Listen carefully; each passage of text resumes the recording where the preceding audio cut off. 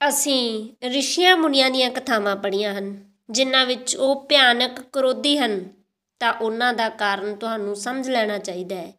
ਜੇਕਰ ਦੁਰਭਾਸ਼ਾ ਵਰਗੇ ਰਿਸ਼ੀਆਂ ਦੀ ਕਥਾ ਹੈ ਤਾਂ ਉਸ ਦਾ ਕਾਰਨ ਹੈ ਜਿੰਨੀ ਉਹਨਾਂ ਦੀ ਸ਼ਾਂਤੀ ਵੱਧ ਗਈ, ਓਨੀ ਹੀ ਉਹਨਾਂ ਦੀ ਕ੍ਰੋਧ ਦੀ ਸਮਰੱਥਾ ਵੱਧ ਗਈ। ਉਹ ਕ੍ਰੋਧ ਨਾ ਕਰਨ, ਇਹ ਵੱਖਰੀ ਗੱਲ ਹੈ, ਬਚਾ ਲੈਣ, ਇਹ ਜੁਦਾ ਗੱਲ ਹੈ। ਕਰਨ ਤਾਂ ਉਹਨਾਂ ਜਿਹਾ ਕੋਈ ਕ੍ਰੋਧ ਫਿਰ ਦੂਜਾ ਨਹੀਂ ਕਰ ਸਕਦਾ, ਤਾਂ ਉਹਨਾਂ ਦਾ ਕ੍ਰੋਧ ਨਤੀਜੇਕਾਰੀ ਹੋਵੇਗਾ, ਤੁਹਾਡਾ ਕ੍ਰੋਧ ਨਤੀਜੇਕਾਰੀ ਨਹੀਂ ਹੁੰਦਾ। ਇਸ ਲਈ ਅਸੀਂ ਇਹ ਮਿੱਠੀ ਗੱਲ ਸੈਂਕੜੇ ਕਥਾਵਾਂ ਵਿੱਚ ਜੋੜੀ ਕਿ ਰਿਸ਼ੀਆਂ ਦਾ ਸਰਾਫ ਖਤਰਨਾਕ ਹੈ। ਤੁਹਾਡੇ ਸਰਾਫ ਦਾ ਕੋਈ ਮੁੱਲ ਨਹੀਂ ਹੈ, ਕਿਉਂਕਿ ਤੁਸੀਂ ਤਾਂ ਸਰਾਫ ਦਿੰਦੇ ਹੀ ਰਹਿੰਦੇ ਹੋ, ਰਿਸ਼ੀ ਦਿੰਦਾ ਨਹੀਂ। ਰਿਸ਼ੀ ਤੋਂ ਸੁਭਾਵਨਾ ਹੀ ਨਹੀਂ ਮੰਨਦੇ ਅਸੀਂ ਕਿ ਉਹ ਸ਼ਰਾਫ ਦੇਵੇਗਾ, ਲੇਕਿਨ ਜੇਕਰ ਕਦੇ ਕੋਈ ਰਿਸ਼ੀ ਤੋਂ ਸ਼ਰਾਫ ਹੋਵੇਗਾ ਤਾਂ ਉਹ ਫਲਦਾ ਹੀ ਹੋਵੇਗਾ। ਉਸ ਨੂੰ ਰੋਕਣ ਦੀ ਕੋਈ ਸਮਰੱਥਾ ਕਿਤੇ ਵੀ ਨਹੀਂ ਹੈਗੀ। ਤਾਂ ਅਜਿਹੀਆਂ ਕਥਾਵਾਂ ਹਨ ਸਾਡੇ ਕੋਲ ਬਹੁਤ ਮੁੱਲਵਾਨ, ਬਹੁਤ ਪ੍ਰਤੀਕ, ਆਤਮਿਕ ਪ੍ਰਤੀਕ ਨੇ ਕਿ ਰਿਸ਼ੀ ਨੇ ਜੇ ਸਰਾਫ ਦੇ ਦਿੱਤਾ ਤਾਂ ਫਿਰ ਭਗਵਾਨ ਵੀ ਉਸ ਨੂੰ ਬਦਲ ਨਹੀਂ ਸਕਦਾ, ਉਹ ਝੱਲਣਾ ਹੀ ਪਏਗਾ, ਕਿਉਂਕਿ ਇਹ ਇੰਨੀ ਉਚਾਈ ਤੋਂ ਦਿੱਤਾ ਗਿਆ ਹੈ। ਜਿਹੜਾ ਆਦਮੀ ਇੰਨੀ ਉਚਾਈ ਤੋਂ ਡਿੱਗਣ ਲਈ ਰਾਜ਼ੀ ਹੋਇਆ ਹੈ, ਜੋ ਇੰਨਾ ਖੋ ਰਿਹਾ ਹੈ ਆਪਣੇ ਸ਼ਰਾਫ ਦੇ ਪਿੱਛੇ, ਉਸ ਦੇ ਸ਼ਰਾਫ ਦਾ ਫਲ ਹੋਵੇਗਾ ਹੀ ਹੋਵੇਗਾ। ਜਦ ਤੁਸੀਂ ਸ਼ਰਾਫ ਦਿੰਦੇ ਹੋ ਤਾਂ ਉਸ ਦਾ ਕੋਈ ਫਲ ਨਹੀਂ ਹੁੰਦਾ, ਕਿਉਂਕਿ ਤੁਸੀਂ ਕੁਝ ਖੋ ਨਹੀਂ ਰਹੇ ਹੋ, ਤੁਸੀਂ ਕੁਝ ਦਾਅ 'ਤੇ ਨਹੀਂ ਲਗਾ ਰਹੇ ਹੋ। ਤੁਹਾਡੀ ਗਾਲ ਨਪੁੰਸਕ ਹੈ, ਤੁਹਾਡਾ ਆਸ਼ੀਰਵਾਦ ਵੀ ਬੇਅਰਥ ਹੈ, ਤੁਹਾਡਾ ਸਰਾਫ ਵੀ ਬੇਅਰਥ ਹੈ। ਜਦ ਆਸ਼ੀਰਵਾਦ ਦੀ ਸਮਰੱਥਾ ਵੱਧਦੀ ਹੈ ਤਦ ਸ਼ਰਾਫ ਦੀ ਸਮਰੱਥਾ ਵੀ ਵੱਧ ਜਾਂਦੀ ਹੈ। ਉਸ ਵੇਲੇ ਸਾਵਧਾਨ ਰਹਿਣਾ ਜ਼ਰੂਰੀ ਹੈ।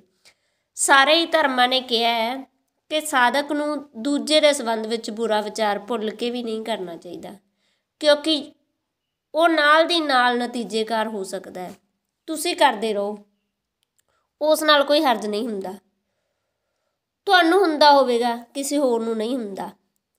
ਤੁਸੀਂ ਕਿੰਨਾ ਹੀ ਸੋਚੋ ਕਿ ਫਲਾਨਾ ਆਦਮੀ ਮਰ ਜਾਵੇ ਤਾਂ ਚੰਗਾ ਹੈ, ਕੋਈ ਤੁਹਾਡੇ ਸੋਚਣ ਨਾਲ ਮਰਨ ਵਾਲਾ ਨਹੀਂ। ਲੇਕਿਨ ਰਿਸ਼ੀ ਦੇ ਮਨ ਵਿੱਚ ਜੇ ਇਹ ਭਾਵ ਆ ਜਾਵੇ ਤਾਂ ਮੌਤ ਵੀ ਵਾਪਰ ਸਕਦੀ ਹੈ, ਕਿਉਂਕਿ ਰਿਸ਼ੀ ਦੇ ਮਨ ਵਿੱਚ ਇਹ ਭਾਵ ਆ ਹੀ ਨਹੀਂ ਸਕਦਾ, ਆ ਜਾਵੇ ਤਾਂ ਵਾਪਰ ਜਾਏਗਾ, ਕਿਉਂਕਿ ਰਿਸ਼ੀ ਇਸ ਭਾਵ ਦੇ ਨਾਲ ਹੇਠਾਂ ਡਿੱਗ ਰਿਹਾ ਹੈ। ਉਸ ਦੀ ਬਹੁਤ ਸਾਰੀ ਊਰਜਾ ਵਿਅਰਥ ਹੋ ਗਈ, ਬਹੁਤ ਸਾਰੀ ਊਰਜਾ ਉਸ ਦੇ ਹੇਠਾਂ ਡਿੱਗਣ ਨਾਲ ਮੁਕਤ ਹੋ ਗਈ, ਰਿਲੀਜ਼ ਹੋ ਗਈ। ਉਹ ਊਰਜਾ ਤੁਹਾਡੀ ਮੌਤ ਬਣ ਸਕਦੀ ਹੈ। ਉਹ ਦਾਅ 'ਤੇ ਖੁਦ ਨੂੰ ਲਾ ਰਿਹਾ ਹੈ। ਤੁਸੀਂ ਜਦ ਕਿਸੇ ਨੂੰ ਸਰਾਫ ਦਿੰਦੇ ਹੋ, ਦਾਅ 'ਤੇ ਕੁਝ ਵੀ ਨਹੀਂ ਲਾਉਂਦੇ ਹੋ, ਸਿਰਫ ਮਨ ਦੀ ਖੇਡ ਹੈ। ਰਿਸ਼ੀ ਆਪਣੀ ਜ਼ਿੰਦਗੀ ਭਰ ਦੀ ਕਮਾਈ, ਸ਼ਾਇਦ ਅਨੇਕਾਂ ਜਨਮਾਂ ਦੀ ਕਮਾਈ ਦਾਅ 'ਤੇ ਲਾ ਰਿਹਾ ਹੈ। ਉਹ ਇੰਨੀ ਉਚਾਈ ਤੋਂ ਡਿੱਗ ਰਿਹਾ ਹੈ ਕਿ ਉਸ ਦੇ ਡਿੱਗਣ ਵਿੱਚ ਵੀ ਸ਼ਕਤੀ ਹੈ। ਤੁਹਾਨੂੰ ਪਤਾ ਹੈ, ਜਿੰਨੀ ਗਤੀ ਹੋਵੇਗੀ ਉਨੀ ਸ਼ਕਤੀ ਹੋਵੇਗੀ। ਜੇ ਇੱਕ ਛੋਟੇ ਜਿਹੇ ਕੰਕਰ ਨੂੰ ਵੀ ਅਸੀਂ ਪ੍ਰਕਾਸ਼ ਦੀ ਗਤੀ ਨਾਲ ਸੁੱਟ ਸਕੀਏ ਤਾਂ ਦੁਨੀਆ ਦੀ ਕੋਈ ਤਾਕਤ ਉਸ ਨੂੰ ਰੋਕ ਨਹੀਂ ਸਕੇਗੀ। ਉਹ ਸਾਰੀਆਂ ਚੀਜ਼ਾਂ ਨੂੰ ਛੇਦ ਕੇ ਬਾਹਰ ਨਿਕਲ ਜਾਏਗਾ। ਇੱਕ ਛੋਟਾ ਜਿਹਾ ਕੰਕਰ, ਇੱਕ ਟੁਕੜਾ ਰੇਤ ਦਾ ਜੇਕਰ ਪ੍ਰਕਾਸ਼ ਦੀ ਗਤੀ ਨਾਲ ਸੁੱਟਿਆ ਜਾਵੇ ਤਾਂ ਉਸ ਦੇ ਕੋਲ ਉਹ ਸ਼ਕਤੀ ਹੋਵੇਗੀ ਜੋ ਐਟਮ ਬੰਬ ਦੇ ਕੋਲ ਹੈ। ਬਸ ਗਤੀ ਦੇ ਨਾਲ ਸ਼ਕਤੀ ਵੱਧ ਜਾਂਦੀ ਹੈ। ਜੇ ਬੰਦੂਕ ਦੀ ਗੋਲੀ ਤੁਹਾਨੂੰ ਮਾਰ ਸੁੱਟਦੀ ਹੈ ਤਾਂ ਸਿਰਫ ਉਸ ਦੇ ਅੰਦਰ ਛੁਪਿਆ ਹੋਇਆ ਵਜੂਦ ਹੀ ਨਹੀਂ, ਉਸ ਦੀ ਗਤੀ ਵੀ ਸੁੱਟੀ ਜਾਂਦੀ ਹੈ। ਉਹ ਗਤੀ ਵੀ ਹੈ। ਕੋਈ ਇੱਥੋਂ ਹੌਲੀ ਜਿਹੇ ਤੁਹਾਨੂੰ ਸੁੱਟ ਕੇ ਮਾਰੇ ਤਾਂ ਗੋਲੀ ਹੇਠਾਂ ਡਿੱਗ ਪਏਗੀ, ਕੁਝ ਨਹੀਂ ਹੋਵੇਗਾ। ਵਰੂਦ ਨਹੀਂ ਹੈ ਅਸਲੀ ਚੀਜ਼, ਅਸਲੀ ਚੀਜ਼ ਹੈ ਗਤੀ। ਕਿੰਨੀ ਗਤੀ ਨਾਲ ਸੁੱਟੀ ਗਈ ਹੈ ਕੋਈ ਚੀਜ਼। ਜਦ ਰਿਸ਼ੀ ਡਿੱਗਦਾ ਹੈ ਤਾਂ ਉਸ ਵਿੱਚ ਗਤੀ ਹੁੰਦੀ ਹੈ, ਬੜੀ ਉਚਾਈ ਤੋਂ ਡਿੱਗਣ ਦੀ ਗਤੀ। ਜਦ ਤੁਸੀਂ ਡਿੱਗਦੇ ਹੋ ਜ਼ਮੀਨ ਉੱਤੇ, ਧੜਮ ਕਰਕੇ ਡਿੱਗ ਪੈਂਦੇ ਹੋ, ਕੋਈ ਗਤੀ ਨਹੀਂ ਹੁੰਦੀ, ਜਿੱਥੇ ਖੜੇ ਸੀ ਉੱਥੇ ਹੀ ਡਿੱਗਦੇ ਹੋ। ਤੁਹਾਡਾ ਕੋਈ ਸ਼ਰਾਫ ਗਤੀਹੀਨ ਨਹੀਂ ਹੈ। ਇਸ ਲਈ ਦੁਰਭਾਸ਼ਾ ਦਾ ਖਤਰਾ ਹੈ। ਉਹ ਕੁਝ ਕਹਿੰਦੇ ਹਨ ਤਾਂ ਫਿਰ ਉਸ ਤੋਂ ਬਚਣ ਦਾ ਕੋਈ ਉਪਾਅ ਨਹੀਂ ਹੈ, ਕਿਉਂਕਿ ਉਹ ਕੁਝ ਕਹਿ ਕੇ ਆਪਣੀ ਤਾਕਤ ਖੋ ਰਿਹਾ ਹੈ। ਉਹ ਤਾਕਤ ਕਿੱਥੇ ਜਾਏਗੀ? ਇੱਕ ਗੋਲੀ ਦੀ ਤਰ੍ਹਾਂ ਉਸ ਦੀ ਤਾਕਤ ਤੁਹਾਡੀ ਤਰਫ ਆ ਰਹੀ ਹੈ। ਇਸ ਲਈ ਸਾਰੇ ਧਰਮਾਂ ਨੇ ਕਿਹਾ ਹੈ ਕਿ ਇਸ ਤੋਂ ਪਹਿਲਾਂ ਕੋਈ ਵਿਅਕਤੀ ਧਾਰਮਿਕ ਉਚਾਈਆਂ ਵੱਲ ਵਧੇ, ਉਸ ਦੇ ਸ਼ੀਲ ਨੂੰ ਸਾਧ ਲੈਣਾ ਚਾਹੀਦਾ ਹੈ, ਨਹੀਂ ਤਾਂ ਉਹ ਖਤਰਨਾਕ ਹੈ। ਬੁੱਧ ਨੇ ਤਾਂ ਨਿਯਮ ਬਣਾਇਆ ਸੀ, ਉਹਨਾਂ ਦੇ ਭਿਕਸ਼ੂ ਹਰ ਪ੍ਰਾਰਥਨਾ ਦੇ ਬਾਅਦ ਲਾਜ਼ਮੀ ਤੌਰ 'ਤੇ ਪ੍ਰਾਰਥਨਾ ਵੀ ਕਰਨ ਕਿ ਮੈਨੂੰ ਜੋ ਇਸ ਪ੍ਰਾਰਥਨਾ ਤੋਂ ਮਿਲਿਆ ਹੈ ਉਹ ਸਾਰੇ ਜਗਤ ਨੂੰ ਵੰਡਿਆ ਜਾਵੇ, ਮੇਰੇ ਕੋਲ ਨਾ ਰਹੇ। ਇਸ ਭਾਵ ਨੂੰ ਉਹ ਗਹਿਰਾ ਕਰਦਾ ਜਾਵੇ, ਜੋ ਵੀ ਮੈਂ ਪਾਵਾਂ ਅਧਿਆਤਮਕ ਵਿੱਚ ਜੋ ਵੀ ਸ਼ਕਤੀ ਹੋਵੇ ਉਹ ਸਭ ਵੰਡੀ ਜਾਵੇ, ਮੇਰੇ ਕੋਲ ਨਾ ਰਹੇ, ਉਹ ਮੇਰੇ ਲਈ ਨਾ ਹੋਵੇ। ਇਹ ਕਰੁਣਾ ਪ੍ਰਾਰਥਨਾ ਦੇ ਨਾਲ ਨਾਲ ਵੱਧਦੀ ਰਹੇ ਤਾਂ ਬਚਾ ਰਹੇਗਾ, ਨਹੀਂ ਤਾਂ ਪ੍ਰਾਰਥਨਾ ਇਕੱਲੀ ਕਿਸੇ ਦਿਨ ਖਤਰਨਾਕ ਹੋ ਸਕਦੀ ਹੈ, ਕਿਉਂਕਿ ਸ਼ਕਤੀ ਹੱਥ ਵਿੱਚ ਹੋਵੇਗੀ ਤਾਂ ਕਰੁਣਾ ਦਾ ਕੋਈ ਬੋਧ ਨਹੀਂ ਹੋਵੇਗਾ। ਤਾਂ ਬੁੱਧ ਨੇ ਕਿਹਾ, ਪ੍ਰਾਰਥਨਾ ਤੋਂ ਜੋ ਵੀ ਮਿਲੇ ਤੁਸੀਂ ਉਸ ਨੂੰ ਰੋਜ਼ ਵੰਡ ਦੇਣਾ, ਤੁਸੀਂ ਉਸ ਨੂੰ ਇਕੱਠੀ ਨਾ ਕਰਨਾ, ਉਹ ਮੋਹ ਹੀ ਨਾ ਕਰਨਾ, ਨਹੀਂ ਤਾਂ ਕਿਸੇ ਦਿਨ ਸ਼ਕਤੀ ਹੱਥ ਵਿੱਚ ਹੋਵੇਗੀ ਤਾਂ ਖਤਰਾ ਕੋਲ ਹੋਵੇਗਾ, ਬਾਰੂਦ ਹੱਥ ਵਿੱਚ ਹੋਵੇਗਾ ਤਾਂ ਅੱਗ ਵੀ ਕੋਲ ਹੋਵੇਗੀ। ਜਿਵੇਂ ਜਿਵੇਂ ਸਿਖਰ 'ਤੇ ਵਧੋਗੇ ਬਾਰੂਦ ਤੇ ਅੱਗ ਕੋਲ ਕੋਲ ਆਉਂਦੇ ਜਾਣਗੇ, ਠੇਠ ਸਿਖਰ ਦੇ ਕੋਲ ਪਹੁੰਚ ਕੇ ਬਾਰੂਦ ਤੇ ਅੱਗ ਬਿਲਕੁਲ ਕੋਲ ਕੋਲ ਹੋਣਗੇ। ਉਸ ਵੇਲੇ ਬਚਣਾ ਕਠਿਨ ਹੋ ਜਾਂਦਾ ਹੈ, ਪਰ ਜਿੰਨਾ ਕਠਿਨ ਹੋਵੇਗਾ ਓਨਾ ਹੀ ਬਚਾਉਣ ਦਾ ਵੀ ਮਜ਼ਾ ਹੈ। ਜਿੰਨਾ ਕਠਿਨ ਹੋਵੇ ਓਨਾ ਰਸ ਵੀ ਤਾਂ ਹੈ, ਜਿੰਨਾ ਕਠਿਨ ਹੋਵੇ ਓਨਾ ਹੀ ਉਸ ਕਠਿਨਾਈ ਦੇ ਪਾਰ ਉੱਠਣ 'ਚ ਤੁਸੀਂ ਹੋਰ ਵੱਡੇ ਸਿਖਰ ਉੱਤੇ ਸਮਾਪਿਤ ਹੋ ਜਾਂਦੇ ਹੋ। ਜੇ ਡਿੱਗਦੇ ਹੋ ਤਾਂ ਖਾਈ ਵਿੱਚ ਜਾ ਪੈਂਦੇ ਹੋ, ਜੇ ਨਹੀਂ ਡਿੱਗਦੇ ਤਾਂ ਸਿਖਰ ਬਹੁਤ ਕਰੀਬ ਆ ਜਾਂਦਾ ਹੈ। ਧਿਆਨ ਰਹੇ ਇਹ ਅਨੁਪਾਤ ਵਿੱਚ ਹੈ, ਜਿਸ ਥਾਂ ਤੋਂ ਤੁਸੀਂ ਜਿੰਨੇ ਵੀ ਨੀਵੇਂ ਡਿੱਗ ਸਕਦੇ ਹੋ ਉਸ ਥਾਂ ਤੋਂ ਤੁਸੀਂ ਓਨੇ ਹੀ ਉੱਪਰ ਉੱਠ ਸਕਦੇ ਹੋ। ਇਸ ਅਨੁਪਾਤ ਨੂੰ ਬਰਾਬਰਤਾ ਨਾਲ ਸਮਝਣਾ। ਜੇਕਰ ਇੱਕ ਪਹਾੜ ਤੋਂ ਇੱਕ ਅਧਿਆਤਮਕ ਸਿਖਰ ਤੋਂ ਤੁਸੀਂ 1000 ਮੀਲ ਹੇਠਾਂ ਡਿੱਗ ਸਕਦੇ ਹੋ, ਜੇ ਭੁੱਲ ਤੋਂ ਜੇਕਰ ਬਚ ਜਾਵੋ ਤਾਂ ਹਜ਼ਾਰਾਂ ਮੀਲ ਉੱਪਰ ਉੱਠ ਜਾਂਦੇ ਹੋ। ਇਹ ਦੋਨੋਂ ਗੱਲਾਂ ਨਾਲ ਨਾਲ ਹਨ। ਕਿਹਾ ਜਾਂਦਾ ਹੈ ਮਹਾਂਪੁਰਸ਼ ਭੁੱਲ ਨਹੀਂ ਕਰਦੇ, ਇਹ ਬਿਲਕੁਲ ਗਲਤ ਹੈ। ਮਹਾਂਪੁਰਸ਼ ਛੋਟੀ ਭੁੱਲ ਨਹੀਂ ਕਰਦੇ ਹਨ ਤਾਂ ਮਹਾਨ ਭੁੱਲ ਕਰਦੇ ਹਨ। ਲੋਕ ਕਹਿੰਦੇ ਹਨ ਕਿ ਛੋਟੇ ਆਦਮੀ ਅਤੇ ਵੱਡੇ ਆਦਮੀ ਵਿੱਚ ਇਹੀ ਫਰਕ ਹੈ। ਛੋਟਾ ਆਦਮੀ ਭੁੱਲ ਕਰਦਾ, ਵੱਡਾ ਆਦਮੀ ਭੁੱਲ ਨਹੀਂ ਕਰਦਾ। ਇਹ ਬਿਲਕੁਲ ਗਲਤ ਹੈ। ਛੋਟੇ ਅਤੇ ਵੱਡੇ ਆਦਮੀ ਵਿੱਚ ਇਹੀ ਫਰਕ ਹੈ ਕਿ ਛੋਟਾ ਆਦਮੀ ਛੋਟੀਆਂ ਭੁੱਲਾਂ ਨਾ ਕਰੇ ਤਾਂ ਥੋੜ੍ਹਾ ਜਿਹਾ ਅੱਗੇ ਵੱਧਦਾ ਹੈ, ਵੱਡਾ ਆਦਮੀ ਵੱਡੀਆਂ ਭੁੱਲਾਂ ਨਾ ਕਰੇ ਤਾਂ ਬੜਾ ਅੱਗੇ ਵੱਧਦਾ ਹੈ। ਤੁਹਾਡੀ ਭੁੱਲ ਜਿੰਨਾ ਤੁਹਾਨੂੰ ਡੇਗਦੀ ਹੈ ਓਨੀ ਹੀ ਤੁਹਾਨੂੰ ਤੁਹਾਡੀ ਭੁੱਲ ਉੱਚਾ ਵੀ ਚੁੱਕ ਸਕਦੀ ਹੈ, ਇਸ ਤੋਂ ਜ਼ਿਆਦਾ ਨਹੀਂ ਹੋ ਸਕਦਾ। ਦੋਵੇਂ ਚੀਜ਼ਾਂ ਨਾਲ ਨਾਲ ਅੱਗੇ ਚੱਲਦੀਆਂ ਹਨ। ਉਸ ਦੂਜੇ ਦਾ ਖਿਆਲ ਰੱਖਣਾ ਜੋ ਤੁਹਾਡੇ ਨਾਲ ਚੱਲ ਰਿਹਾ ਹੈ। ਜਿੰਨੇ ਤੁਸੀਂ ਸ਼ਕਤੀਮਾਨ ਹੋ ਰਹੇ ਹੋ ਓਨਾ ਹੀ ਉਹ ਦੂਜਾ ਵੀ ਸ਼ਕਤੀਮਾਨ ਹੋ ਰਿਹਾ ਹੈ। ਇਸ ਵੈਰਾਗ ਦੇ ਛਿਣ ਵਿੱਚ ਜਰਾ ਜਿੰਨਾ ਹੰਕਾਰ ਦਾ ਬੁੱਲਾ ਝੰਜੋੜ ਕੇ ਜਗਾ ਦੇਵੇਗਾ। ਬਿਜਲੀ ਦੀ ਲਸ਼ਕ ਜਿਹੀ ਭਾਸਦੀ ਹਲਕੀ ਲਹਿਰ ਵੀ ਤੇਰੇ 3 ਪੁਰਸਕਾਰਾਂ ਨੂੰ ਤੈਥੋਂ ਖੋਹ ਲਵੇਗੀ ਜੋ ਤੂੰ ਮਿਹਨਤ ਨਾਲ ਜਿੱਤੇ ਹਨ, ਕਿਉਂਕਿ ਤੂੰ ਜਾਣ ਕੇ ਉਸ ਸਦੀਵੀ ਵਿੱਚ ਕੋਈ ਛੋਟ ਨਹੀਂ ਹੈ। ਉਸ ਦਾ ਨਿਯਮ ਸਦੀਵੀ ਹੈ, ਉਸ ਵਿੱਚ ਕੋਈ ਝੂਠ ਨਹੀਂ ਹੈ। ਜੇ ਤੁਸੀਂ ਬੈਲ ਗੱਡੀ ਤੋਂ ਡਿੱਗੇ ਹੋ ਤਾਂ ਵੀ ਧਰਤੀ ਦੀ ਕਸ਼ਿਸ਼ ਦਾ ਨਿਯਮ ਹੈ, ਲੇਕਿਨ ਚੋਟ ਓਨੀ ਹੀ ਲੱਗਦੀ ਹੈ ਜਿੰਨੀ ਉਚਾਈ 'ਤੇ ਬੈਲ ਗੱਡੀ ਵਿੱਚ ਬੈਠੇ ਹੋ। ਜਦ ਹਵਾਈ ਜਹਾਜ਼ ਤੋਂ ਡਿੱਗਦੇ ਹੋ ਤਾਂ ਵੀ ਨਿਯਮ ਉਹੀ ਕੰਮ ਕਰਦਾ ਹੈ, ਕਸ਼ਿਸ਼ ਦਾ, ਲੇਕਿਨ ਤਦ ਬਚਣ ਦਾ ਕੋਈ ਉਪਾਅ ਨਹੀਂ ਹੈ, ਕਿਉਂਕਿ ਤੁਸੀਂ ਬੈਠੇ ਹਵਾਈ ਜਹਾਜ਼ ਵਿੱਚ ਸੀ, ਬੈਲ ਗੱਡੀ ਵਿੱਚ ਨਹੀਂ। ਇਸ ਲਈ ਬੈਲ ਗੱਡੀ ਦਾ ਗੜਵਾਨ ਅੱਖਾਂ ਬੰਦ ਕਰਕੇ ਵੀ ਦੁਪਹਿਰ ਨੂੰ ਸਫ਼ਰ ਕਰਦਾ ਹੈ। ਉੱਥੇ ਕੋਈ ਬਹੁਤਾ ਡਰ ਨਹੀਂ ਹੁੰਦਾ। ਭਟਕੇ ਵੀ ਤਾਂ ਵੀ ਬਹੁਤਾ ਭਟਕ ਨਹੀਂ ਸਕਦਾ, ਨਾ ਵੀ ਪਹੁੰਚੇ ਤਾਂ ਵੀ ਮੰਜ਼ਿਲ ਬਹੁਤੀ ਦੂਰ ਨਹੀਂ ਹੋਵੇਗੀ, ਪਹੁੰਚ ਹੀ ਜਾਏਗਾ। ਉਹ ਜੋ ਬੈਲ ਗੱਡੀ ਦਾ ਗੜਵਾਨ ਹੈ, ਸੌਂ ਵੀ ਜਾਂਦਾ ਹੈ ਤਾਂ ਵੀ ਬੈਲ ਚੱਲਦਾ ਰਹਿੰਦਾ ਹੈ। ਤੁਹਾਡੇ ਜਾਗੇ ਹੋਣ ਦੀ ਬਹੁਤੀ ਲੋੜ ਨਹੀਂ ਹੁੰਦੀ। ਦੁਕਾਨ ਤੁਹਾਡੇ ਬੈਲ ਵੀ ਚਲਾ ਸਕਦੇ ਹਨ, ਬਾਜ਼ਾਰ ਤੁਹਾਡੇ ਬੈਲ ਵੀ ਚਲਾ ਸਕਦੇ ਹਨ, ਤੁਹਾਡੀਆਂ ਇੰਦਰੀਆਂ ਵੀ ਕੰਮ ਕਰ ਲੈਂਦੀਆਂ ਨੇ। ਜਦ ਤੁਸੀਂ ਘਰ ਪਰਤਦੇ ਹੋ ਤਾਂ ਤੁਹਾਨੂੰ ਯਾਦ ਰੱਖਣ ਦੀ ਜ਼ਰੂਰਤ ਨਹੀਂ ਕਿ ਰਾਹ ਕਿੱਥੋਂ ਤੋਂ ਕਿੱਥੇ ਜਾ ਰਿਹਾ ਹੈ। ਸੋਚਣ ਦੀ ਜ਼ਰੂਰਤ ਨਹੀਂ, ਪੈਰ ਖੁਦ ਹੀ ਚਲੇ ਜਾਂਦੇ ਨੇ। ਖੜੇ ਹੋ ਕੇ ਸੋਚਣਾ ਨਹੀਂ ਪੈਂਦਾ ਖੱਬੇ ਮੁੜੀਏ ਜਾਂ ਸੱਜੇ ਮੁੜੀਏ, ਪੈਰ ਆਪੇ ਹੀ ਮੁੜ ਜਾਂਦੇ ਨੇ। ਜਦ ਤੁਸੀਂ ਗੱਡੀ ਡਰਾਈਵ ਕਰਦੇ ਹੋ ਤਾਂ ਹੱਥ ਹੀ ਕੰਮ ਚਲਾ ਲੈਂਦੇ ਨੇ, ਅੱਖਾਂ ਦੀ ਵੀ ਲੋੜ ਨਹੀਂ ਪੈਂਦੀ, ਮਨ ਦੀ ਵਿਚਾਰ ਦੀ ਕੋਈ ਜ਼ਰੂਰਤ ਨਹੀਂ ਪੈਂਦੀ, ਆਤਮਾ ਨੂੰ ਜਗਾਉਣ ਦਾ ਤਾਂ ਕੋਈ ਸਵਾਲ ਹੀ ਨਹੀਂ ਪੈਦਾ ਹੁੰਦਾ।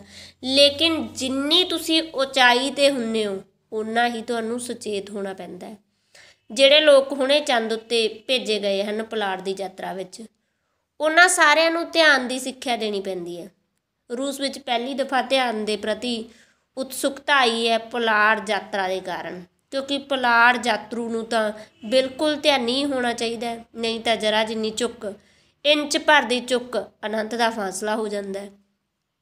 ਫਿਰ ਦੁਬਾਰਾ ਮਿਲਣ ਦਾ ਕੋਈ ਉਪਾਅ ਨਹੀਂ ਹੋਵੇਗਾ।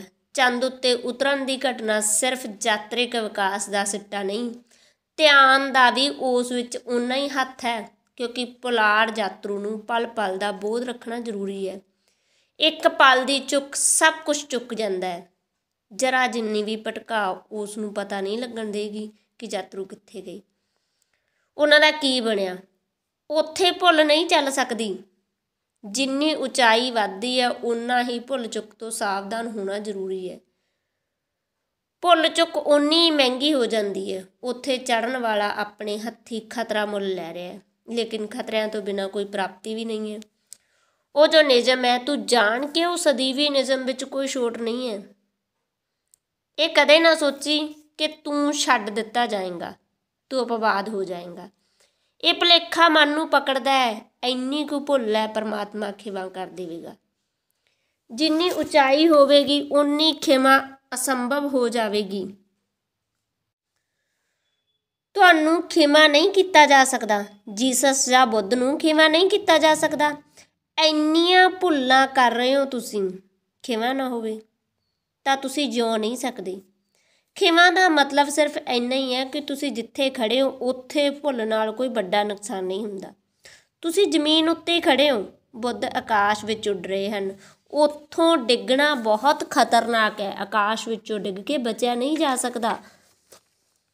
ਜਿੰਨੀ ਤੁਹਾਡੀ ਯੋਗਤਾ ਵੱਧਦੀ ਜਾਂਦੀ ਹੈ ਇਹ ਵਜੂਦ ਤੁਹਾਥੋਂ ਓਨੀ ਹੀ ਜ਼ਿਆਦਾ ਯੋਗਤਾ ਮੰਗਦਾ ਹੈ। ਇੱਕ ਸੋਟੀ ਹੈ, ਸੁਣਿਆ ਹੈ ਮੈਂ ਕਿਉਂ ਹੋਇਆ ਇੱਕ ਵਾਰ। ਅਰਵਿੰਦ ਨਾਥ ਠਾਕੁਰ ਵੱਡੇ ਕਲਾਕਾਰ ਸਨ, ਰਵਿੰਦਰ ਨਾਥ ਦੇ ਚਾਚਾ ਸਨ। ਨੰਦ ਲਾਲ ਬਸੂ ਉਹਨਾਂ ਦੇ ਸ਼ਿਸ਼ ਸਨ ਅਤੇ ਅਰਵਿੰਦ ਨਾਥ ਦੇ ਬਾਅਦ ਭਾਰਤ ਵਿੱਚ ਉਹਨਾਂ ਦਾ ਕੋਈ ਮੁਕਾਬਲਾ ਨਹੀਂ ਸੀ ਕਰ ਸਕਦਾ। ਨੰਦ ਲਾਲ ਅਰਵਿੰਦ ਨਾਥ ਦੇ ਕੋਲ ਚਿੱਤਰਕਲਾ ਸਿੱਖਦੇ ਸੀ। ਇੱਕ ਦਿਨ ਅਰਵਿੰਦਰ ਨਾਥ ਨੇ ਬੈਠ ਕੇ ਗੱਪਸ਼ਪ ਕਰਨ ਲੱਗੇ। ਨੰਦ ਲਾਲ ਕ੍ਰਿਸ਼ਨ ਦਾ ਇੱਕ ਚਿੱਤਰ ਬਣਾ ਲਿਆ। ਚਿੱਤਰ ਐਸਾ ਅਨੋਖਾ ਸੀ ਕਿ ਰਵਿੰਦਰ ਨਾਥ ਨੇ ਕਿਹਾ, ਮੈਂ ਅਜਿਹਾ ਕ੍ਰਿਸ਼ਨ ਦਾ ਕੋਈ ਚਿੱਤਰ ਕਦੇ ਦੇਖਿਆ ਨਹੀਂ, ਸ਼ਾਇਦ ਬੇਮਿਸਾਲ ਹੈ। ਅਰਵਿੰਦ ਨਾਥ ਨੇ ਚਿੱਤਰ ਨੂੰ ਦੇਖਿਆ, ਚਿੱਤਰ ਨੂੰ ਸੁੱਟ ਦਿੱਤਾ ਬਾਹਰ ਮਕਾਨ ਦੇ ਅਤੇ ਕਿਹਾ, ਨੰਦ ਲਾਲ ਇਸ ਨਾਲੋਂ ਚੰਗਾ ਤਾਂ ਬੰਗਾਲ ਦੇ ਪਟੀਏ ਕ੍ਰਿਸ਼ਨ ਦਾ ਚਿੱਤਰ ਬਣਾ ਲੈਂਦੇ ਨੇ। ਬੰਗਾਲ ਵਿੱਚ ਕ੍ਰਿਸ਼ਨ ਅਸ਼ਟਮੀ ਦੇ ਸਮੇਂ 2-2 4-4 ਪੈਸੇ 'ਚ ਪਿੰਡ ਦੇ ਗਰੀਬ ਚਿੱਤਰਕਾਰ ਕ੍ਰਿਸ਼ਨ ਦਾ ਚਿੱਤਰ ਬਣਾਉਂਦੇ ਹਨ। ਉਹ ਚਿੱਤਰਕਾਰ ਪਟੀਏ ਖਵਾਉਂਦੇ ਹਨ, ਕ੍ਰਿਸ਼ਨ ਪੱਟ ਬਣਾਉਂਦੇ ਹਨ। ਅਤੇ ਇੱਥੋਂ ਚੰਗਾ ਤਾਂ ਉਹ ਬਣਾ ਲੈਂਦੇ ਨੇ। ਇਸ ਤੋਂ ਜ਼ਿਆਦਾ ਅਪਮਾਨ ਹੋਰ ਕੁਝ ਨਹੀਂ ਹੋ ਸਕਦਾ। 2 ਪੈਸੇ ਦਾ ਚਿੱਤਰ ਬਣਾਉਣ ਵਾਲਾ ਪਟੀਆ, ਇਹ ਵੀ ਤੂੰ ਕੋਈ ਕ੍ਰਿਸ਼ਨ ਦਾ ਚਿੱਤਰ ਬਣਾ ਕੇ ਲਿਆਇਆ? ਜਾ ਪਟਿਆਵਾਂ ਕੋਲ ਸਿੱਖ। ਰਵਿੰਦਰ ਨਾਥ ਤਾਂ ਦੰਗ ਰਹਿ ਗਏ। ਰਵਿੰਦਰ ਨਾਥ ਨੇ ਲਿਖਿਆ, ਮੈਨੂੰ ਲੱਗਾ ਕਿ ਇਹ ਕੀ ਕਰ ਰਹੇ ਹਨ। ਅਰਵਿੰਦਰ ਨਾਥ, ਜਿੱਥੋਂ ਤੱਕ ਮੇਰੀ ਸਮਝ ਹੈ ਇਹਨਾਂ ਦਾ ਵੀ ਕੋਈ ਚਿੱਤਰ ਇਸ ਚਿੱਤਰ ਦੇ ਮੁਕਾਬਲੇ ਦਾ ਨਹੀਂ ਹੈ। ਪਰ ਉਹ ਗੁਰੂ ਹਨ, ਨੰਦ ਲਾਲ ਸ਼ਿਸ਼ ਹਨ, ਵਿਚਾਲੇ ਬੋਲਣਾ ਠੀਕ ਨਹੀਂ। ਨੰਦ ਲਾਲ ਵਾਪਿਸ ਚਲੇ ਗਏ। ਉਹ ਚਿੱਤਰ ਜਿੱਥੇ ਪਿਆ ਸੀ ਉੱਥੇ ਹੀ ਪਿਆ ਰਿਹਾ। ਅਰਵਿੰਦ ਨਾਥ ਬਾਹਰ ਗਏ ਤਾਂ ਚਿੱਤਰ ਚੁੱਕ ਲਿਆਏ। ਉਹਨਾਂ ਦੀਆਂ ਅੱਖਾਂ 'ਚੋਂ ਹੰਝੂ ਗਿਰਨ ਲੱਗ ਪਏ। ਤਦ ਰਵਿੰਦਰ ਨਾਥ ਹੋਰ ਹੈਰਾਨ ਹੋਏ। ਉਹਨਾਂ ਨੇ ਕਿਹਾ, ਤੁਸੀਂ ਕੀ ਕਰ ਰਹੇ ਹੋ? ਸ਼ਿਸ਼ ਤੁਹਾਡਾ ਚਲਾ ਗਿਆ ਤਾਂ ਮੈਂ ਬੋਲ ਸਕਦਾ ਹਾਂ, ਮੈਨੂੰ ਭਰੋਸਾ ਨਹੀਂ ਤੁਸੀਂ ਵੀ ਕ੍ਰਿਸ਼ਨ ਦਾ ਇਸ ਤੋਂ ਸੁੰਦਰ ਚਿੱਤਰ ਬਣਾਇਆ ਹੋਵੇ। ਅਰਵਿੰਦ ਨਾਥ ਨੇ ਕਿਹਾ, ਉਹ ਮੈਂ ਵੀ ਜਾਣਦਾ ਹਾਂ। ਤਦ ਗੱਲ ਹੋਰ ਜਟਲ ਹੋ ਗਈ। ਰਵਿੰਦਰ ਨਾਥ ਨੇ ਪੁੱਛਿਆ, ਤਾਂ ਫਿਰ ਇੰਨੇ ਜ਼ਿਆਦਾ ਕਠੋਰ ਹੋਣ ਦੀ ਕੀ ਲੋੜ ਸੀ ਉਸ ਗਰੀਬ ਲੜਕੇ ਉੱਤੇ? ਉਹਨਾਂ ਨੇ ਕਿਹਾ ਕਿ ਉਹ ਲੜਕਾ ਗਰੀਬ ਹੁੰਦਾ ਤਾਂ ਮੈਂ ਇੰਨਾ ਕਠੋਰ ਨਾ ਹੁੰਦਾ। ਉਸ ਦੀ ਪ੍ਰਤਿਭਾ ਅਨੋਖੀ ਹੈ, ਅਜੇ ਹੋਰ ਸੁਭਾਵਨਾਵਾਂ ਉਸ ਨੂੰ ਕੱਸਿਆ ਜਾ ਸਕਦਾ, ਉਹਦੀਆਂ ਹੋਰ ਸੁਭਾਵਨਾਵਾਂ ਹਨ। ਜੇ ਮੈਂ ਕਹਿ ਦਿਆਂ ਕਿ ਠੀਕ ਤਾਂ ਰੁਕ ਜਾਏਗਾ। ਤੈਨੂੰ ਪਤਾ ਨਹੀਂ ਕਿੰਨੀ ਪੀੜ ਮੈਨੂੰ ਹੁੰਦੀ ਹੈ ਜਦ ਮੈਂ ਕਹਿ ਦਿੰਦਾ ਹਾਂ ਕਿ ਨਹੀਂ ਠੀਕ। ਉਸ ਨੂੰ ਮੈਂ ਕਦੇ ਵੀ ਨਹੀਂ ਕਹਾਂਗਾ ਠੀਕ, ਕਿਉਂਕਿ ਮੇਰੇ ਠੀਕ ਕਹਿਣ 'ਤੇ ਉਸ ਦੀ ਹੱਤਿਆ ਹੈ, ਉਹ ਰੁਕ ਜਾਵੇਗਾ। ਸਧਾਰਨ ਸ਼ਿਸ਼ਾ ਨੂੰ ਤਾਂ ਮੈਂ ਕਹਿ ਸਕਦਾ ਹਾਂ ਠੀਕ। ਇਹ ਤਾਂ ਨਿਆਰਾ ਹੈ ਚਿੱਤਰ, ਇਸ ਨਾਲੋਂ ਸਧਾਰਨ ਚਿੱਤਰਾਂ ਨੂੰ ਵੀ ਠੀਕ ਕਹਿ ਦਿੰਦਾ। ਉਹਨਾਂ ਕੋਲੋਂ ਜ਼ਿਆਦਾ ਦੀ ਆਸ ਵੀ ਨਹੀਂ ਹੈ। ਜਿਵੇਂ ਜਿਵੇਂ ਕੁਦਰਤ ਉੱਪਰ ਉੱਠਦੀ ਹੈ, ਉਵੇਂ ਉਵੇਂ ਵਜੂਦ ਬਥੇਰੇ ਆਸ ਕਰਦਾ ਹੈ, ਉਵੇਂ ਉਵੇਂ ਚਾਰ ਸਪੇਰੇ ਤੋਂ ਸ਼ਕਤੀਆਂ ਕੱਸਦੀਆਂ ਹਨ। ਕੋਈ ਪਿੱਠ ਥਾਪੜ ਨਹੀਂ ਆਉਂਦਾ। ਜਿੰਨੇ ਤੁਸੀਂ ਉੱਪਰ ਜਾਂਦੇ ਹੋ ਓਨਾ ਹੀ ਵਜੂਦ ਤੁਹਾਥੋਂ ਜ਼ਿਆਦਾ ਮੰਗਦਾ ਹੈ। ਜਿੰਨੇ ਵੱਡੇ ਸਿਖਰ 'ਤੇ ਤੁਸੀਂ ਹੁੰਦੇ ਹੋ ਓਨੀ ਵਜੂਦ ਦੀ ਮੰਗ ਵੱਧਦੀ ਚਲੀ ਜਾਂਦੀ ਹੈ, ਕਿਉਂਕਿ ਵਜੂਦ ਤੁਹਾਡੇ ਤੋਂ ਉਹ ਸਭ ਨੂੰ ਕੱਢ ਲੈਣਾ ਚਾਹੁੰਦਾ ਹੈ ਜੋ ਛੁਪਿਆ ਹੈ। ਜਿਨ੍ਹਾਂ ਦੀ ਕੋਈ ਯੋਗਤਾ ਨਹੀਂ ਹੈ ਉਹ ਖਿਮਾ ਕੀਤੇ ਜਾ ਸਕਦੇ ਨੇ। ਜਿਵੇਂ ਹੀ ਯੋਗਤਾ ਵੱਧਦੀ ਹੈ ਉਵੇਂ ਹੀ ਜਰਾ ਜਿੰਨੀ ਭੁੱਲ ਨਾ ਖਿਮਾਯੋਗ ਹੋ ਜਾਂਦੀ ਹੈ, ਨਾ ਮਾਫਣਯੋਗ ਹੋ ਜਾਂਦੀ ਹੈ। ਨੰਦ ਲਾਲ 3 ਸਾਲ ਦੇ ਲਈ ਲਾਪਤਾ ਹੋ ਗਏ। ਅਵਨਿੰਦਰ ਨਾਥ ਜਿਹੜਾ ਵੀ ਆਉਂਦਾ ਉਸ ਤੋਂ ਪੁੱਛਦੇ ਨੰਦ ਲਾਲ ਕਿੱਥੇ ਹੈ। ਕਿਸੇ ਨੂੰ ਪਤਾ ਨਹੀਂ ਨੰਦ ਲਾਲ ਕਿੱਥੇ ਚਲੇ ਗਏ। 3 ਸਾਲ ਬਾਅਦ ਪਰਤੇ ਤਾਂ ਪਛਾਣਨਾ ਮੁਸ਼ਕਿਲ ਹੋ ਗਿਆ। ਉਹ ਪਿੰਡ ਪਿੰਡ ਵਿੱਚ ਬੰਗਾਲ ਵਿੱਚ ਘੁੰਮਦੇ ਰਹੇ, ਜਿੱਥੇ ਜਿੱਥੇ ਉਹਨਾਂ ਨੂੰ ਪਤਾ ਲੱਗਿਆ ਕੋਈ ਪਟਿਆ ਹੈ ਉਸ ਕੋਲ ਜਾ ਕੇ ਸਿੱਖਦੇ ਕ੍ਰਿਸ਼ਨ ਦਾ ਚਿੱਤਰ ਕਿਵੇਂ ਬਣਾਉਂਦੇ ਹਨ। 3 ਸਾਲ ਬਾਅਦ ਜਦ ਪਰਤੇ ਤਾਂ ਉਹਨਾਂ ਦੀ ਹਾਲਤ ਇੱਕ ਗਰੀਬ ਪਟੀਏ ਵਰਗੀ ਹੋ ਗਈ ਸੀ। ਉਹਨਾਂ ਨੂੰ ਪਛਾਣਨਾ ਮੁਸ਼ਕਿਲ ਸੀ ਕਿ ਉਹੀ ਲੜਕਾ ਹੈ। ਤਾਂ ਅਰਵਿੰਦ ਨਾਥ ਬੁੱਢੇ ਹੋ ਗਏ ਸੀ, ਉਹਨਾਂ ਦੀਆਂ ਅੱਖਾਂ 'ਚੋਂ ਘੱਟ ਦਿਸਣ ਲੱਗ ਗਿਆ ਸੀ। ਲੇਕਿਨ ਨੰਦ ਲਾਲ ਆ ਕੇ ਸਾਹਮਣੇ ਖੜ੍ਹੇ ਹੋ ਗਏ। ਨੰਦ ਲਾਲ ਨੇ ਕਿਹਾ, ਤੁਹਾਡੀ ਬੜੀ ਕਿਰਪਾ ਹੈ, ਜੋ ਤੁਸੀਂ ਮੈਨੂੰ ਕਿਹਾ ਜੇ ਉਸ ਦਿਨ ਅਜਿਹਾ ਨਾ ਕਰਦੇ ਤਾਂ ਮੇਰੇ ਅੰਦਰ ਜੋ ਛੁਪਿਆ ਸੀ ਉਹ ਛੁਪਿਆ ਹੀ ਰਹਿ ਜਾਂਦਾ। ਤੁਹਾਡੀ ਕਠੋਰ ਕਰੁਣਾ ਦੇ ਲਈ ਧੰਨਵਾਦ ਦੇਣ ਆਇਆ। ਅਸੀਂ ਸੋਚਦੇ ਹਾਂ ਕਰੁਣਾ ਕਠੋਰ ਨਹੀਂ ਹੋ ਸਕਦੀ। ਅਸੀਂ ਸੋਚਦੇ ਹਾਂ ਕਿਰਪਾ ਕਠੋਰ ਨਹੀਂ ਹੋ ਸਕਦੀ। ਕਠੋਰ ਨਹੀਂ ਹੁੰਦੀ ਉਹਨਾਂ ਲਈ ਜਿਨ੍ਹਾਂ ਵਿੱਚ ਕੋਈ ਯੋਗਤਾ ਨਹੀਂ ਹੁੰਦੀ। ਉਹਨਾਂ ਨੂੰ ਛੱਡਿਆ ਜਾ ਸਕਦਾ ਹੈ, ਵਜੂਦ ਉਹਨਾਂ ਨੂੰ ਖਿਮਾ ਕਰ ਸਕਦਾ ਹੈ। ਜਿਵੇਂ ਜਿਵੇਂ ਯੋਗਤਾ ਵੱਧਦੀ ਹੈ ਵਜੂਦ ਕਠੋਰ ਹੁੰਦਾ ਜਾਂਦਾ ਹੈ, ਕਿਉਂਕਿ ਵਜੂਦ ਕਰੁਣਾਵਾਨ ਹੁੰਦਾ ਹੈ। ਇਹ ਸਾਰੇ ਸ਼ਬਦ ਜੋ ਮੈਂ ਇਸਤੇਮਾਲ ਕਰ ਰਹੀ ਹਾਂ ਇਹ ਸਭ ਪ੍ਰਤੀਕ ਸ਼ਬਦ ਹਨ, ਇਹਨਾਂ ਦਾ ਖਿਆਲ ਰੱਖਣਾ। ਕਿਉਂਕਿ ਇੱਕ ਮਿੱਤਰ ਨੇ ਅੱਜ ਹੀ ਪੁੱਛਿਆ, ਤੁਸੀਂ ਕਹਿੰਦੇ ਹੋ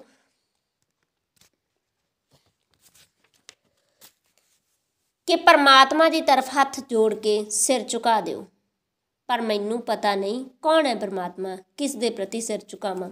ਜਿਸ ਦਾ ਮੈਨੂੰ ਪਤਾ ਹੀ ਨਹੀਂ ਉਹ ਪਰਮਾਤਮਾ ਮੇਰੀ ਕੋਈ ਮਦਦ ਕਰ ਸਕੇਗਾ। ਫਿਰ ਸਵਾਲ ਇਸ ਦਾ ਨਹੀਂ ਹੈ ਕਿ ਪਰਮਾਤਮਾ ਦਾ ਪਤਾ ਹੈ ਜਾਂ ਨਹੀਂ ਹੈ, ਸਵਾਲ ਸਿਰਫ ਇਸ ਦਾ ਤੁਸੀਂ ਹੱਥ ਜੋੜੇ ਸਿਰ ਝੁਕਾਇਆ।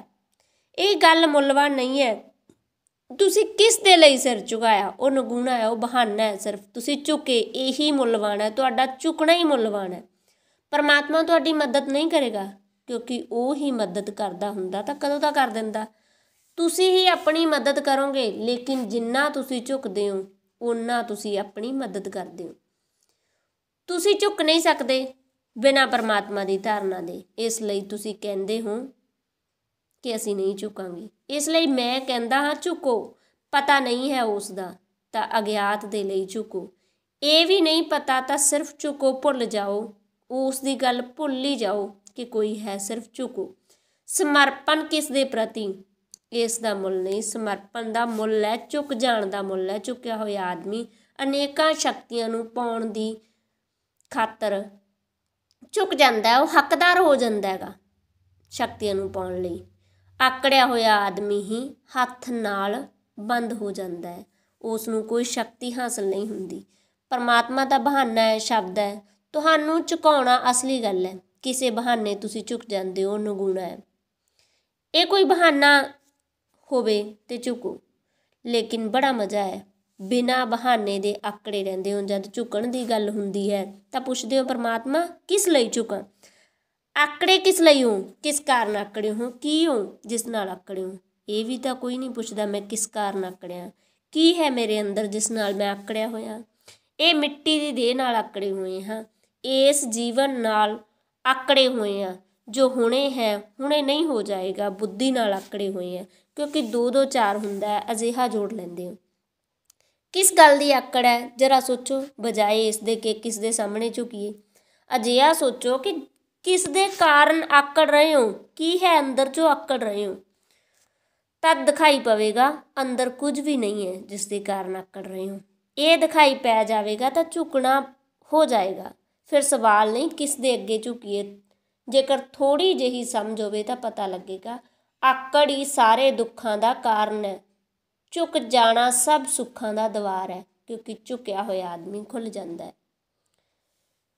ਐਵੇਂ ਜਿਵੇਂ ਕੋਈ ਨਦੀ ਵਿੱਚ ਖੜਾ ਹੈ ਆਕੜ ਕੇ, ਪਿਆਸ ਲੱਗੀ ਹੋਵੇ ਤੇ ਕਹਿੰਦਾ ਹੈ ਪਿਆਸ ਲੱਗੀ ਹੈ, ਝੁਕਣਾ ਪਏਗਾ, ਹੱਥ ਦੀ ਚੂੜੀ ਭਰਨੀ ਪਏਗੀ ਤਾਂ ਪਾਣੀ ਚੂੜੀ ਵਿੱਚ ਪੈ ਜਾਏਗਾ। ਕੋਈ ਨਦੀ ਕਿਰਪਾ ਨਹੀਂ ਕਰੇਗੀ, ਤੁਹਾਨੂੰ ਹੀ ਝੁਕਣ ਨਾਲ ਨਦੀ ਦੀ ਕਿਰਪਾ ਹੋ ਸਕੇਗੀ। ਤੁਹਾਡੇ ਆਕੜੇ ਹੋਣ ਨਾਲ ਕੁਝ ਨਹੀਂ ਹੋਵੇਗਾ, ਤੁਸੀਂ ਆਕੜੇ ਹੀ ਖੜੇ ਰਹੋ। ਕਿਵੇਂ ਝੁਕੀਏ? ਜੇ ਨਦੀ ਨੇ ਦੇਣਾ ਹੈ ਤਾਂ ਦੇ ਦੇਵੇਗੀ। ਇਹ ਵੀ ਸ਼ਰਤ ਕੀ ਲਾਉਣੀ ਹੈ, ਜੇ ਪਰਮਾਤਮਾ ਇੰਨਾ ਦੇਣ ਵਾਲਾ ਹੈ ਤਾਂ ਕੀ ਸ਼ਰਤ ਲਾਉਣੀ ਕਿ ਝੁਕ। ਇਹ ਵੀ ਕਿ ਛੋਟੀ ਸ਼ਰਤ ਲਾਉਣੀ ਕਿ ਝੁਕ, ਦੇਣਾ ਹੈ ਤਾਂ ਦੇ ਦੇਵੇ, ਨਦੀ ਵਗਦੀ ਰਹੇਗੀ। ਅਜਿਹਾ ਨਹੀਂ ਹੋਵੇਗਾ। ਤੁਹਾਨੂੰ ਪਾਣੀ ਨਹੀਂ ਦੇਣਾ ਚਾਹੁੰਦੀ, ਦੇਣ ਨਾ ਦੇਣ ਦਾ ਕੋਈ ਸੰਬੰਧ ਨਹੀਂ। ਜਿਹੜਾ ਝੁਕਦਾ ਹੈ ਉਹ ਪਾਣੀ ਪੀ ਲੈਂਦਾ ਹੈ, ਜਿਹੜਾ ਨਹੀਂ ਝੁਕਦਾ ਉਹ ਪਿਆਸਾ ਰਹਿ ਜਾਂਦਾ ਹੈ। ਸੋ ਬਾਕੀ ਕੱਲ੍ਹ ਤੱਕ। ਜੇਕਰ ਤੁਹਾਨੂੰ ਓਸ਼ੋ ਦੇ ਪ੍ਰਵਚਨ ਪਸੰਦ ਆ ਰਹੇ ਨੇ ਤਾਂ ਵੀਡੀਓ ਨੂੰ ਲਾਈਕ ਸ਼ੇਅਰ ਕਮੈਂਟ ਜ਼ਰੂਰ ਕਰਿਓ। ਤੁਹਾਨੂੰ ਵੀਡੀਓ ਦੇ ਵਿੱਚ ਕੋਈ ਕਮੀ ਲੱਗ ਰਹੀ ਹੈ ਤਾਂ ਕਮੈਂਟ ਬਾਕਸ ਵਿੱਚ ਜ਼ਰੂਰ ਦੱਸਣਾ। ਪਰਸੋਂ ਕਿਸੇ ਸੱਜਣ ਨੇ ਕਿਹਾ ਕਿ ਤੁਹਾਡੀ ਆਵਾਜ਼ ਬਹੁਤ ਪਤਲੀ ਹੈ, ਥੋੜ੍ਹਾ ਆਵਾਜ਼ ਨੂੰ ਮੋਟਾ ਕਰੋ। ਮੈਨੂੰ ਨਹੀਂ ਲੱਗਦਾ ਵੀ ਕਿਸੇ ਚੀਜ਼ ਨੂੰ ਬਦਲਿਆ ਜਾ ਸਕਦਾ ਹੁੰਦਾ, ਕਿਉਂਕਿ ਪਰਮਾਤਮਾ ਦੀ ਦੇਣ ਹੈ ਆਵਾਜ਼, ਇਹ ਮੇਰੀ ਆਪਣੀ ਨਹੀਂ ਹੈ। ਸੋ ਜੇਕਰ ਕਿਸੇ ਨੂੰ ਆਵਾਜ਼ 'ਚੋਂ ਦਿੱਕਤ ਹੈ ਤਾਂ ਮਾफ़ੀ ਚਾਹੁੰਦੀ ਹਾਂ, ਇਸ ਨੂੰ ਬਦਲਿਆ ਨਹੀਂ ਜਾ ਸਕਦਾ। ਇਹ ਮੇਰੀ ਨਹੀਂ ਹੈ, ਪਰਮਾਤਮਾ ਦੀ ਦਿੱਤੀ ਹੋਈ ਹੈ। ਸੋ ਉਸ ਸੱਜਣ ਦਾ ਵੀ ਧੰਨਵਾਦ ਜਿਹਨੇ ਅਹਿਸਾਸ ਕਰਵਾਇਆ ਕਿ ਪਰਮਾਤਮਾ ਦੀ ਗੱਲ ਲਈ ਵੀ ਉਂਗਲ ਉਠਾਈ ਜਾ ਸਕਦੀ ਹੈ। ਸੋ ਧੰਨਵਾਦ ਜੀ।